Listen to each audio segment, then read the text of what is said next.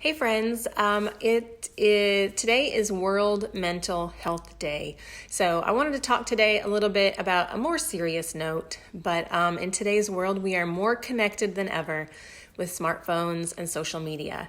And in a matter of seconds, you and I both know we can be surfing the internet, we can be connecting with old friends, ordering a pizza, or if you're like me, you can connect with military spouses that maybe live other places of the world that we've been stationed with in the past. But social media is a great tool, and there's a lot of great things that can come from social media. It's a very convenient way of communicating, but it does lessen the quality of our connection with people.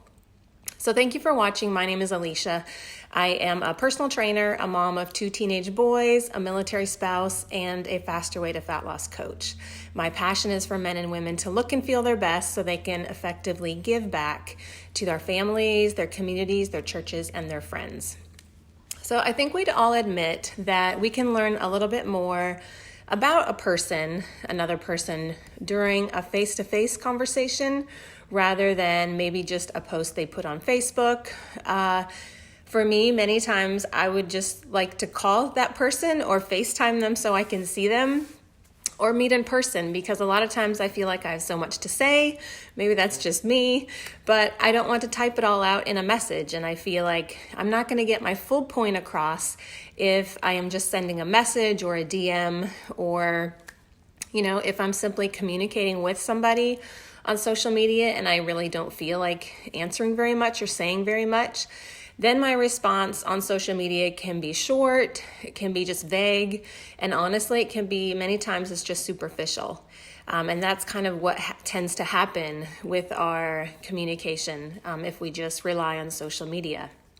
So studies show that we have all of this technology to keep us connected, but over half of us feel lonely and isolated. And there's another statistic that says 1 in 4 Americans live alone. So that's loneliness right there. Even the Surgeon General says that if you live with loneliness and isolation, it is equivalent to smoking 15 cigarettes a day. So that's how harmful it can be. So loneliness is bad for your physical health as well as your emotional well-being.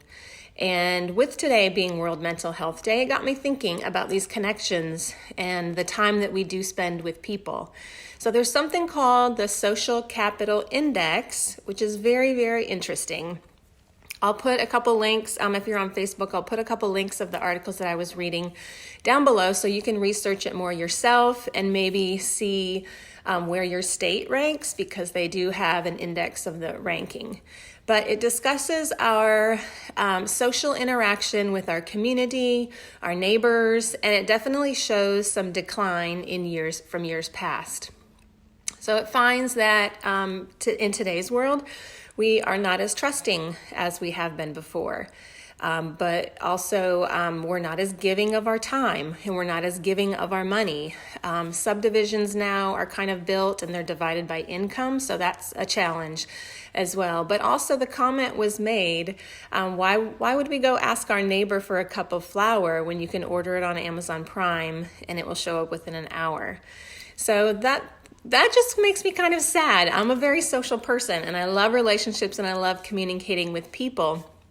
But I don't think we really realize the impact that we have on another person just by taking time to spend with that person.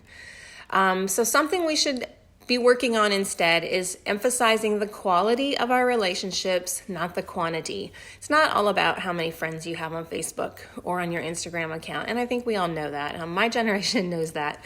I know. But we need to have a few of those good friends that we can call and meet face to face for interaction. They're the type of people that will give us advice, listen to us, be a sounding board for us, and just that interaction, the face-to-face, belly-to-belly interaction without a device or a screen is just genuine, so much more genuine and definitely important. So I encourage you to call up a friend, meet for coffee, maybe go to lunch, go for a walk together, invite a family over for dinner, or maybe even go talk to your neighbor that you might not have even met before. If you've been following me on Facebook or social media or my stories, you saw that last weekend my family went to South Dakota State University, back to my alma mater, for where I went to college. And we just went to the homecoming football game, and I got to connect with a few friends from college. And we all need to have a few friends like that. Even if I hadn't seen them in 10 years, I think some maybe 24 years. It's just like you keep the conversation going, you pick up where you left off. And I love that. It really fills my cup. I really enjoy the relationships that I have, and it does remind me of how important and how special relationships are, and just meeting with other people, and just that daily, or the face-to-face interaction. That's just not the quality of conversation that you get when you're typing a text or a DM or just sending a message through social media. So what is life without relationships? I think relationships are highly, highly important. And even the Bible says, as iron sharpens iron, so one man sharpens another. So we need to have that accountability and the friends and that face-to-face interaction. So that was just my little message today, being World Mental Health Day. So hopefully it'll get you thinking, but I will post a couple of those articles that I was reading that's very interesting about the social capital index down below. So you guys have a great day, and go out and meet with a friend. Thanks for watching.